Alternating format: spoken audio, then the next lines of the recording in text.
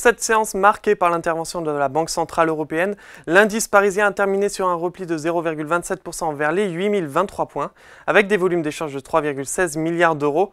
À la clôture, sans surprise, la BCE a maintenu son taux de dépôt à 4% et son taux principal à 4,50%, une décision largement attendue par le consensus avant une première baisse de taux anticipée en juin. Lors de sa conférence, Christine Lagarde a indiqué que la BCE n'était pas dépendante des décisions de la Fed et qu'elle resterait focalisée sur ce qui affecte l'inflation européenne. Outre-Atlantique, l'indicateur des prix à la production et les chiffres du chômage sont venus apporter un peu de soulagement aux investisseurs après la mauvaise surprise d'hier concernant les chiffres sur l'inflation.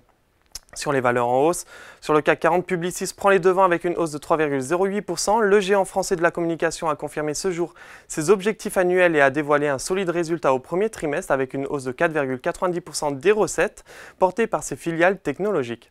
Juste derrière, on retrouve Vivendi, Capgemini et L'Oréal sur des hausses plutôt modérées. En revanche, Edenred est de nouveau lanterne rouge avec une baisse de 2,71%, suivie par les valeurs bancaires avec Crédit Agricole et BNP Paribas qui décrochent respectivement de 1,96 et 1,83%. A noter que Société Générale a fait part aujourd'hui de la signature d'un protocole d'accord avec le groupe BPCE en vue de la cession de ses activités de financement d'équipements professionnels.